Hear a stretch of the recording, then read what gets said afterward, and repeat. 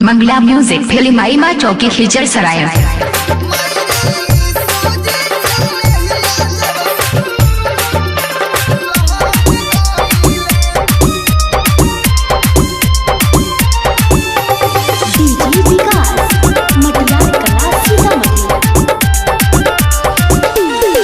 Bible वचन पढ़नी मनवा खुश भइले। बाइबिल वचन पढ़नी मनवा खुश भइले। माई रे यीशु जी से नहिया जब से लहक गइले। माई रे यीशु जी से नहिया जब से लहक गइले। बाइबिल वचन पढ़नी मनवा खुश भइले। बाइबिल वचन पढ़नी मनवा खुश भइले। माई रे यीशु जी से नहिया जब से लहक गइले।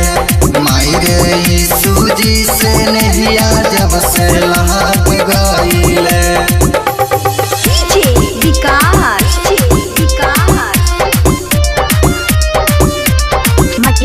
सीतामढ़ी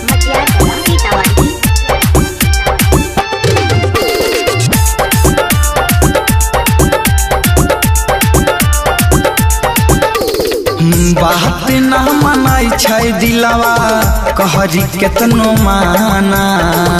चहर चह जाइले घर से कहरी के बहाना।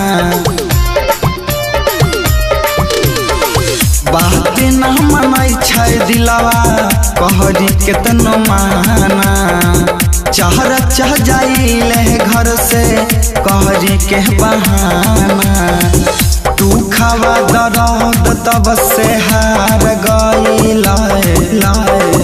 दुखवा दर्द तब से हार गइले। माई रे यीशु जी से नहिया जब से लहक गइले।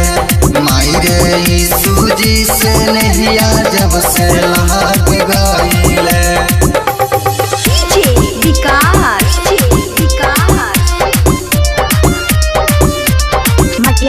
सीतामढ़ी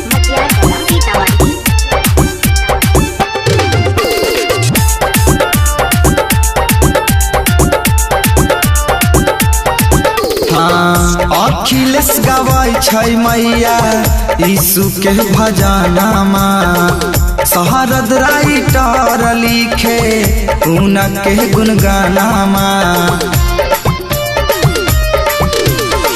अखिलेश गवाई छै मैया यीशु के भजनमा। शहरद राइटर लिखे उनके गुणगानमा। दिलवा से सोचल सपना पूरा हो गइले। दिलवा से सोचल सपना पूरा हो गइले। माई रे यीशु जी से नहिया जब से लहक गइले। माई रे यीशु जी से नहिया जब से लहक